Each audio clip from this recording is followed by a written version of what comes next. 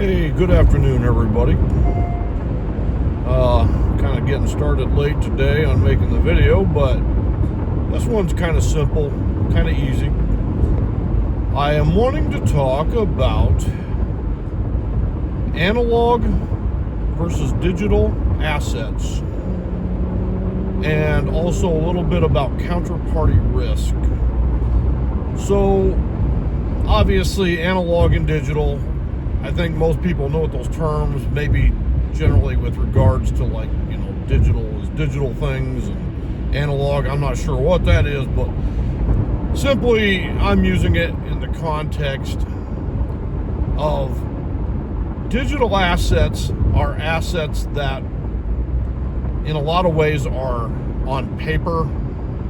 They're numbers on a screen. An example of that would be something like cryptocurrencies like Bitcoin. That would be a digital asset.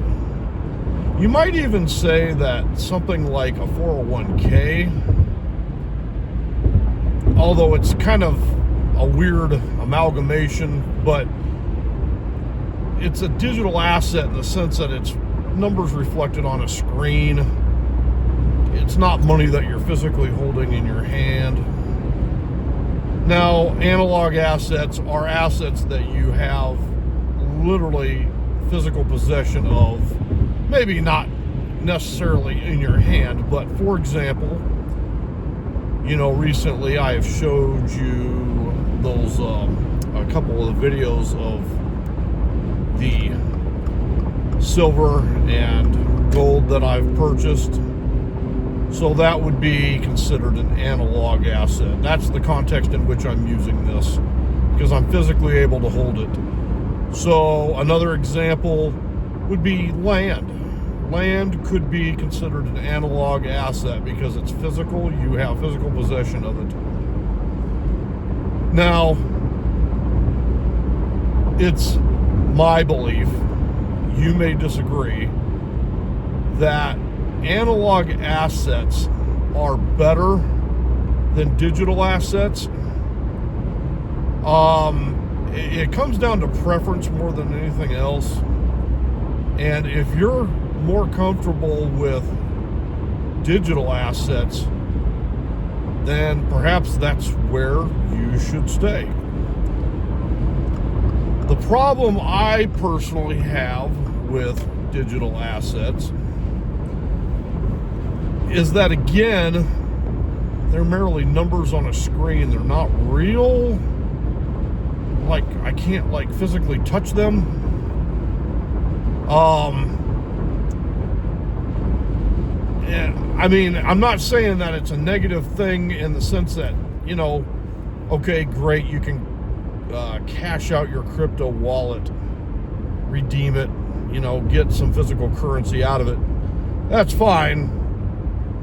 But again, it's the separation. It's like a barrier of sorts. So there's assets that are physically you can touch, you can hold on to. And then there's the digital assets that exist out in the ether, so to speak. Now, I want to touch on a topic called counterparty risk. Now, you may have never heard this term before.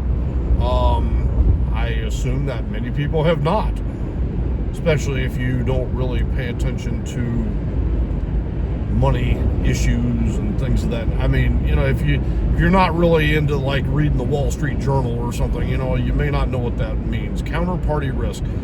Let me just simply explain. I try to keep it as simple as I possibly can. And if you have a better description, please put it in the comments. So counterparty risk is literally just the risk you are entailing by having somebody else actually hold possession of your assets. The most common scenario in which that occurs in most people's life is a bank. If you have a bank, you are experiencing counterparty risk. The reason why, because your asset, the money, is actually under the control of a third party. Those in the digital realm, especially those like holding Bitcoin and crypto, things of that nature, if you leave your crypto in your cryptocurrency exchange account and not on a wallet, like a separate wallet that you've created for it, that is counterparty risk, because they are the ones holding the keys to your crypto. Now, it doesn't seem like a very hard leap of logic to understand that counterparty risk is not a good thing. Even with the stocks that you own, or may own rather. So you might have your name listed as the beneficiary on that stock, but you don't physically hold that stock. You don't have it in your hand, your possession. Now, your broker does, or maybe somebody above the chain does, in which case they're the ones that actually physically hold the asset. You're just the beneficiary. If, God forbid, let's say one of those companies decides to shut down for any number of reasons, well, they've still got physical possession of your stock. Or, likewise, the cryptocurrency exchange has physical possession of your crypto.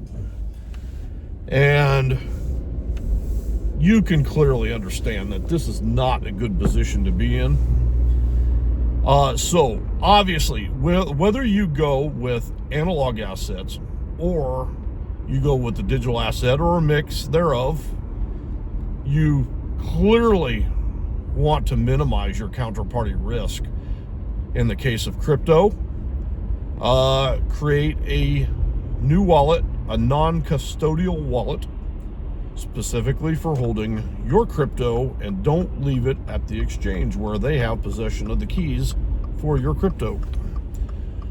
Likewise, try to minimize the physical amount of money you have in the bank. This is a topic I'm going to talk on in another video. I'll be discussing that maybe Friday, actually, now that I think about it. Maybe I'll talk about it. It's a good follow-up to this video. I'm just here at the gas station. But, any case, yeah. So, and again, that's my verbiage that I'm using. It's probably not what most people would use. I'm calling them analog assets and digital assets. And then also be aware of counterparty risk. Understand who has possession of your assets.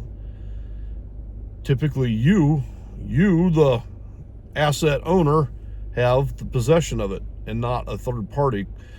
Anyway, these are just some issues for you to think about. I wouldn't get too worried about, like, theft and things of that nature. I mean, obviously you want to minimize those types of issues. You want to, keep your money well hidden if you're keeping it at home, and, just don't take undue risks. You would never leave a gold bar out on your front porch, just use some common sense. But, anyway, so yeah, I just wanted to talk about that video. It's kind of lighthearted, easygoing. It's not very hard hitting, or I don't know what's the word I want to use, but anyway. So I am getting ready to go to work. I'm here at the gas station, and I will see you later. Thank you. Bye-bye.